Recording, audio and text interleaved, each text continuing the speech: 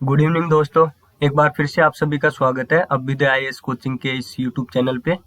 अपनी करंट की क्लास में अभी तक अपन ने 11 दिसंबर तक के करंट अफेयर्स के क्वेश्चन देख लिए हैं। फिर आज अपन देख रहे हैं 12 दिसंबर के कुछ क्वेश्चंस। पहला क्वेश्चन आपके सामने है, हाल ही में हिमाचल प्रदेश के 15वें सीएम के रूप में शपथ किसने ली है? आपने पहले भी पढ़ाया और आप सभी को पता भी होगा, अखबार में पढ़ रहे होंगे। तो हिमाचल प्रदेश के नए मुख्यमंत्री कौन बने हैं, एक बार बताइए आप। ए ऑप्शन है सुखविंदर सुक्खू, और बी ऑप्शन है मुकेश अग्निहोत्री, सी ऑप्शन है राजेंद्र विश्वनाथ, डी ऑप्शन है विक्रमादित्य सिंह।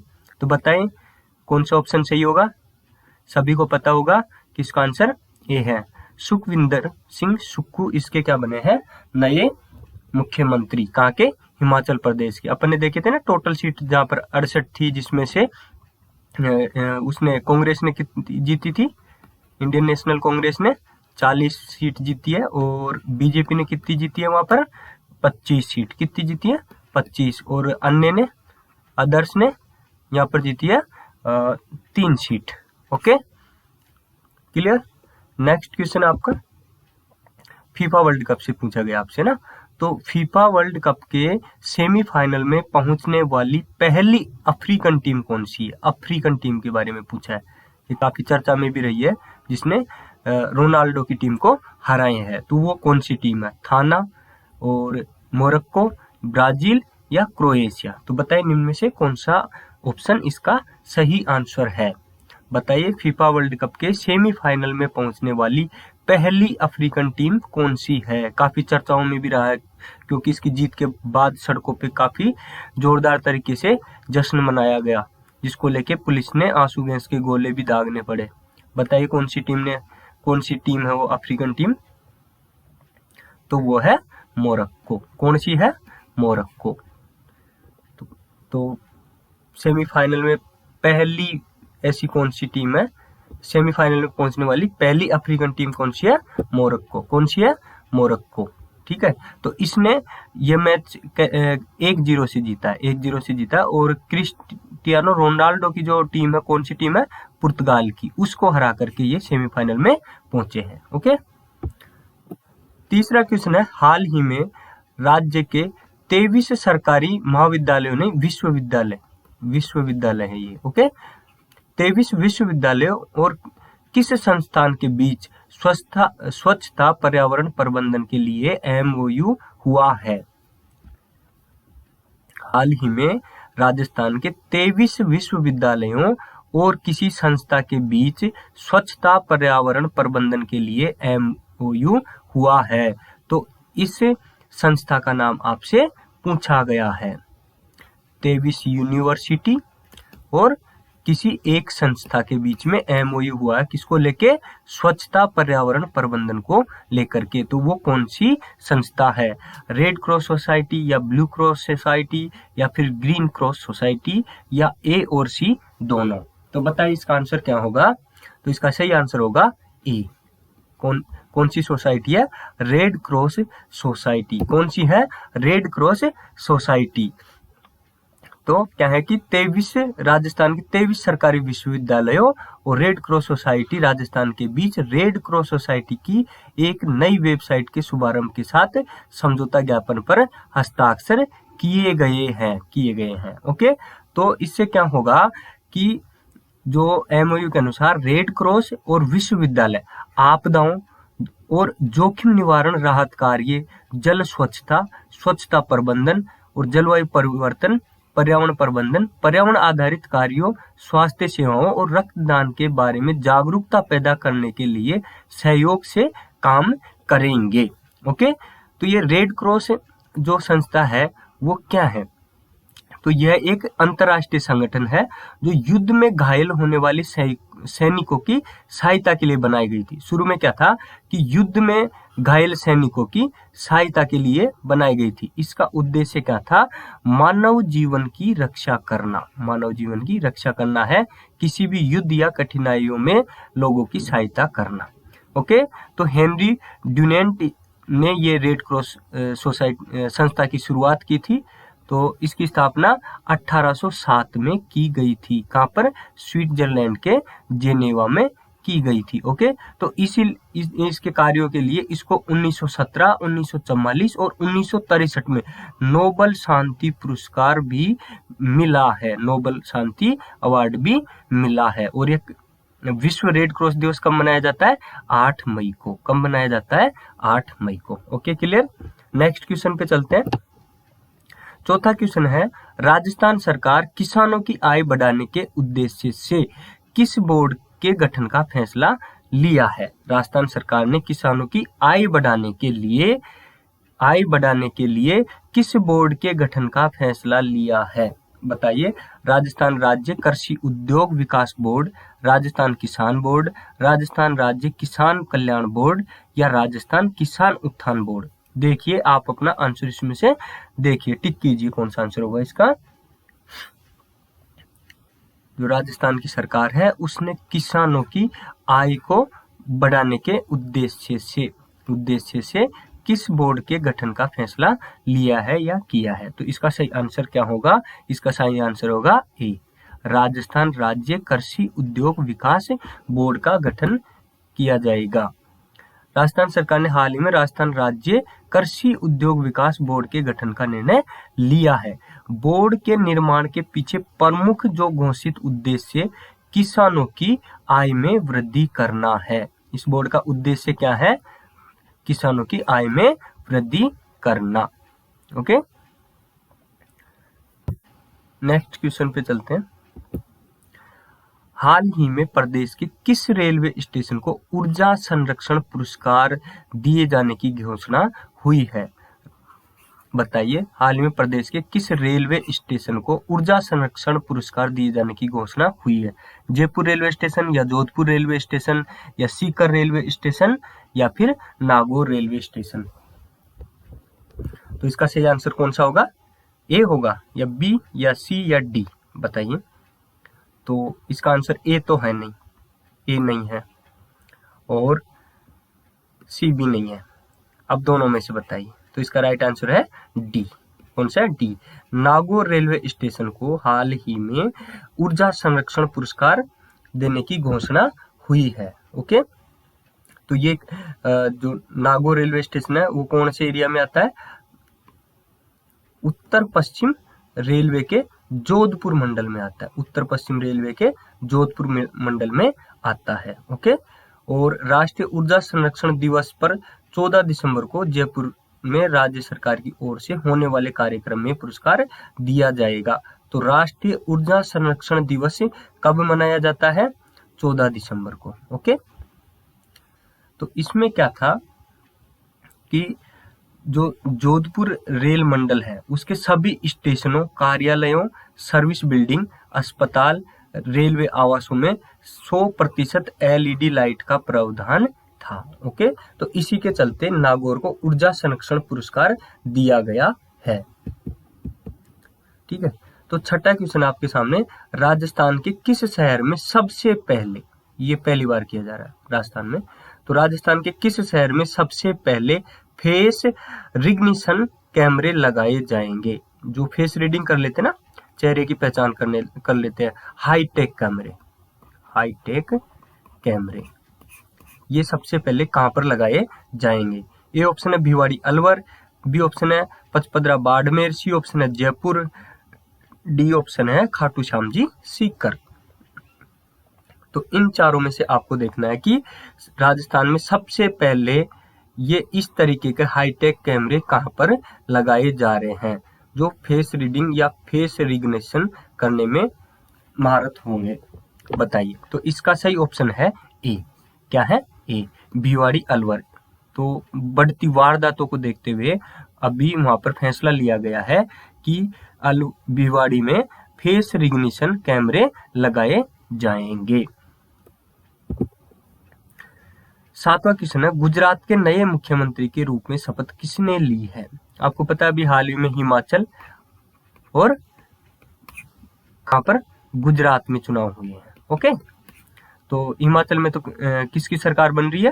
कांग्रेस की, INC, इंडियन नेशनल कांग्रेस, और गुजरात में बीजेपी की। ओके, तो हिमाचल के बारे में पहला क्वेश्चन था अपना, वहां पर मुख्यमंत्री कौन बना है, सुखविंदर सिंह सुक्खू। और गुजरात में कौन मुख्यमंत्री बना है, राजेंद्र पटेल या जय शाह या भूपेंद्र पटेल या फिर हार्दिक पटेल, बताइए। सात्विक आंसर क्या होगा, सभी जानते हैं इसका आंसर होगा सी होगा, भूपेंद्र पटेल। कौन मुख्यमंत्री बने वहां पर, भूपेंद्र पटेल। ये पहले भी यही थे, ये कंटिन्यू, इस बार ये दूसरी बार मुख्यमंत्री बने। कौन सी बार, दूसरी बार, कंटिन्यू। ओके, तो ये इनके बारे में कुछ डिटेल्स भी दे रखी है अपन ने। तो भूपेंद्र पटेल दूसरी बार, कौन सी बार, दूसरी बार गुजरात के सीएम बने हैं। ओके, तो इसमें क्या है, इस बार बीजेपी ने वहां पर कितनी सीटें जीती है, गुजरात में 156 सीटें जीती है। कितनी सीटें जीती है, 156 सीटें। यह गुजरात में किसी भी पार्टी का अब तक का सबसे अच्छा प्रदर्शन है। ओके, इतनी सीटें अभी तक कोई सी भी पार्टी ने पहले नहीं जीती थी। हालांकि वहां पर निरंतर बीजेपी की सरकार है, लेकिन बीजेपी का भी रिकॉर्ड प्रदर्शन इस बार रहा है। तो गुजरात के इस बार मुख्यमंत्री कौन बने हैं, भूपेंद्र पटेल बने हैं। ओके, तो नेक्स्ट क्वेश्चन 8वां, हाल ही में आम आदमी पार्टी देश की कौन सी राष्ट्रीय पार्टी बनी है। मतलब कि देश में अब कुल कितनी राष्ट्रीय स्तर की पार्टियां हैं, राष्ट्रीय स्तर की पार्टी देश में अभी वर्तमान में कितनी है, इस बारे में पूछा गया आपसे। तो आम आदमी पार्टी अभी हाल ही में बनी है, गोवा में और हिमाचल में चुनाव हुए, तो गुजरात और हिमाचल में चुनाव हुए, तो गुजरात में आम आदमी पार्टी का प्रदर्शन काफी अच्छा रहा है। ओके, तो उसी के चलते आम आदमी पार्टी अब राष्ट्रीय स्तर की पार्टी बन गई है। तो अब कौन से नंबर की पार्टी वो बनी है, या फिर ऐसे बता दीजिए कि देश में वर्तमान में राष्ट्रीय स्तर की कितनी पार्टियां हैं, क्या 7, 8, 9 या 10। तो आम आदमी पार्टी कौन सी राष्ट्रीय पार्टी बनी है, बताइए, 7वीं, 8वीं, 9वीं या 10वीं। तो वो बनी है 9वें नंबर की राष्ट्रीय स्तर की पार्टी बनी है। आम आदमी पार्टी से पहले 8 पार्टियां राष्ट्रीय स्तर का दर्जा प्राप्त हैं। तो कौन कौन सी है, आम आदमी तो अभी हाल ही में बनी है, तो अखिल भारतीय तृणमूल कांग्रेस, ये कहां पर है, वेस्ट बंगाल में। वेस्ट बंगाल में ममता बनर्जी की पार्टी है ना, वो है ये। ओके, बहुजन समाजवादी पार्टी, ये किसकी है, मायावती की। ओके, भारतीय जनता पार्टी है ही, और भारतीय कम्युनिस्ट पार्टी मार्क्सवादी, और भारतीय राष्ट्रीय कांग्रेस, राष्ट्रीय समाजवादी पार्टी, राष्ट्रवादी कांग्रेस पार्टी और नेशनल पीपुल्स पार्टी। तो 9वें नंबर की कौन बनी है, Aam Aadmi party. Okay, clear. 9वां क्वेश्चन है, हाल ही में प्रदेश के अनुसार उदयपुर शहर की महिला श्यामलता गहलोत को राष्ट्रीय हस्तशिल्प पुरस्कार से नवाजा गया है। तो उनका संबंध किससे है, कौन से हस्तशिल्प से है या कौन सी कला से है, ये क्वेश्चन है। तो श्यामलता गहलोत क्या करती है, क्या मीनाकारी करती है, क्या माथेरन कला से संबंधित है, या कोफ्तगिरी करती है, या फिर बंदेज कला से उनका संबंध है, ये बताना अपन को। ओके, क्वेश्चन को वापस देख लिए। हाल ही में प्रदेश के अनुसार उदयपुर शहर की महिला श्यामलता गहलोत को राष्ट्रीय हस्तशिल्प पुरस्कार से नवाजा है। उनका संबंध किस से है, मीनाकारी से, या माथेरन कला से, या कोफ्तगिरी से, या बंदेज कला से। तो इसका सही आंसर है सी। क्या है, सी, कोफ्तगिरी हस्तशिल्प इनकी कला है। ओके, कोफ्तगिरी के बारे में और अपन देख लेते हैं। ओके, तो इनको राष्ट्रीय हस्तशिल्प पुरस्कार किसको मिला है, श्यामलता गहलोत को। किस क्षेत्र में मिला है, कोफ्तगिरी के अंतर्गत। ओके, तो राष्ट्रीय हस्तशिल्प पुरस्कार से इनको सम्मानित किया गया है, कहाँ पर, दिल्ली में। ओके, क्या क्या मिला इनको, 1 लाख रुपए की नगद राशि, ताम्रपत्र, प्रमाण पत्र प्रदान इनको किया गया है। ओके, तो कोफ्तगिरी क्या है, हथियारों को अलंकृत करने की एक कला है। क्या है, हथियारों को अलंकृत करने की एक कला है, जो भारत में मुगलों के प्रभाव के कारण से उभरी थी। ओके, इसमें जड़ाव और ओवरले दोनों प्रकार की कला का कार्य होता है। कौन कौन सी, जड़ाव और ओवरले दोनों प्रकार कला का कार्य होता है। फौलाद या फिर लोहे पर, क्या, फौलाद या फिर लोहे पर सोने की सूक्ष्म कशीदागिरी, ये इसकी परिभाषा है। ओके, ये तो हो गया कि हथियारों को अलंकृत करने की एक कला है जिसमें क्या होता है, लोहे पर सोने की सूक्ष्म कशीदागिरी कोफ्तगिरी कहलाती है। इसमें क्या होता है कि कोफ्तगिरी शब्द लोहे को पीट पीट कर उस पर किसी कलात्मक पैटर्न को उभारने की क्रिया को कहते हैं। ये इस वर्ड की डेफिनेशन भी दे रखी है। ओके, तो इसमें क्या होता है कि जैसे ये तलवार का ऊपरी हिस्सा है जिसको ये हत्ता है, मतलब है ना, ये तो इसका ऊपर का हिस्सा है, ये जो तलवार इसमें टकी हुई है, तो इसमें ये यहाँ से देखो ये हत्ता है ना पकड़ने का, इसके ऊपर ये कलाकृति की गई है ये वाली। ओके, तो ये देखो इसके ऊपर ये कशीदागिरी की गई है ना, ये कोफ्तगिरी कहलाती है। ओके, और ये कोई बॉक्स टाइप का रखा हुआ है तो इसके ऊपर भी ये कशीदागिरी की गई है, देखो है ना, तो ये कोफ्तगिरी कहलाती है। ओके, तो इस कला शिल्प के लिए कोफ्त शब्द प्रयुक्त किया गया है। तो इसके कलाकार को क्या कहते हैं, कोफ्तगर या कोफ्तगार कहते हैं, और इस व्यवसाय को कोफ्तगिरी के नाम से जाना जाता है। Okay, clear. नेक्स्ट क्वेश्चन अपना 10वां लास्ट क्वेश्चन है, हाल ही में आरबीआई ने किस देश के मौद्रिक प्राधिकरण के साथ मुद्रा अदला बदली के समझौते पर हस्ताक्षर किए हैं। हाल ही में आरबीआई ने किस देश के मौद्रिक प्राधिकरण के साथ मुद्रा अदला बदली के समझौते पर हस्ताक्षर किए हैं, बताइए। क्या सिंगापुर के साथ, या मालदीव के साथ, या श्रीलंका के साथ, या फिर नेपाल के साथ, बताइए। तो इसका आंसर क्या होगा, एबीसीडी में से इसका आंसर होगा सी, मालदीव के मौद्रिक प्राधिकरण के साथ हाल ही में आरबीआई ने एक समझौता किया है, किसको लेके, मुद्रा के अदला बदली को लेकर के। ओके, मुद्रा के अदला बदली को लेकर के, ये देखिए मालदीव मौद्रिक प्राधिकरण के साथ मुद्रा अदला बदली से के समझौते पर हस्ताक्षर किए हैं। इसमें क्या है, अधिकतम $200 मिलियन तक की राशि किस्तों में निकाल सकता है। मालदीव के साथ क्यों किया गया है, क्योंकि भारतीय रिजर्व बैंक ने सार्क देशों के लिए मुद्रा विनिमय सुविधा के तहत मालदीव मौद्रिक प्राधिकरण के साथ मुद्रा अदला बदली के एक समझौते पर हस्ताक्षर किए हैं। ओके, ये 10 क्वेश्चन आपके कंप्लीट होते हैं, लेकिन इससे पहले अपना एक और क्वेश्चन जो 8वां था इसको और अपन देख लेते हैं। ये राष्ट्रीय पार्टियों से संबंधित है ना।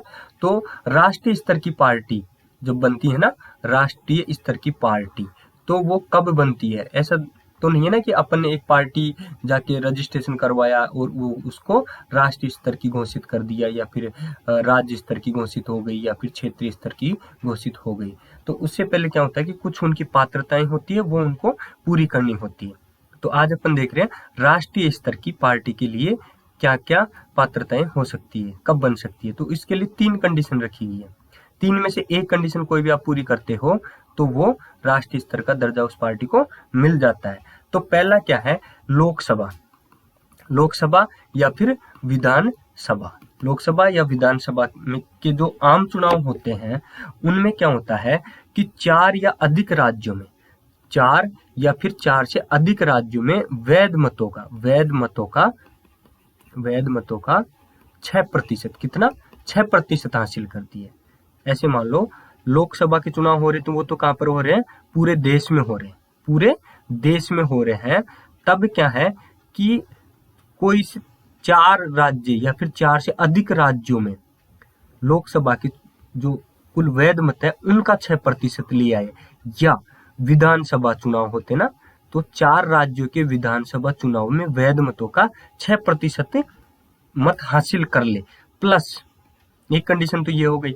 और इसके साथ क्या है, एक या अधिक राज्यों में किसी एक या अधिक राज्यों से लोकसभा में 4 सीटें, एक से अधिक राज्यों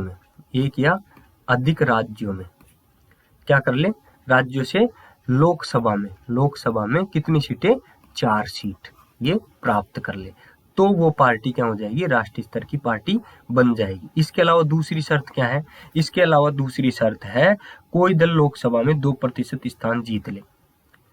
लोकसभा की कुल जो सीट होती है उनमें 2% सीट वो जीत लेता है, सीट प्राप्त कर लेता है। तथा ये जो सदस्य हैं ना, ये 3 अलग-अलग राज्यों से होने चाहिए, 3 विभिन्न राज्यों से होने चाहिए। ओके, क्या बोला गया है सेकंड कंडीशन में कि लोकसभा में 2% सीट जीत ली जाए, और ये 2% सीटें है ना, ये ऐसा नहीं है कि किसी एक ही राज्य से ली आए, ऐसा नहीं है, इसको 3 अलग-अलग राज्यों से इनको होना चाहिए, तब भी वो पार्टी क्या बन जाएगी, राष्ट्रीय स्तर की पार्टी बन जाएगी। अब जो तीसरी कंडीशन वो है कि कोई दल कम से कम 4 राज्यों में राज्य स्तर, कोई दल 4 राज्यों में कम से कम 4 राज्यों में राज्य स्तर की पार्टी हो। कौन सी? राज्य स्तर की पार्टी हो, तो उसको भी क्या घोषित कर दिया जाता है, राष्ट्रीय स्तर की पार्टी घोषित कर दिया जाता है। तो ये जो राष्ट्रीय स्तर की पार्टियों के लिए पात्रता क्या है, इस तरीके की लंबा विश्लेषण भी आपको अपने इस YouTube चैनल पे विकास सर के द्वारा करवाए जा रहे हैं। तो आप और भी जो वीडियो उनके द्वारा डाले जा रहे हैं वो काफी महत्वपूर्ण टॉपिक्स पे रहते हैं, तो वो भी आप देखते रहिए। ओके, तो ये आज के 10 क्वेश्चन थे, ये अपने कंप्लीट कर लिए। इनके आंसर ये आपके सामने स्क्रीन पे लगे हुए हैं, आप चेक कर सकते हैं कि आपका 10 क्वेश्चन में से स्कोर कितना रहा है। तो ठीक है दोस्तों, 12 दिसंबर की ये करंट की क्लास अभी यहीं खत्म होती है, तो आप जुड़े रहिए, बने रहिए अपने साथ, और इस क्लास को और लोगों तक भी आप शेयर करते रहिए। धन्यवाद।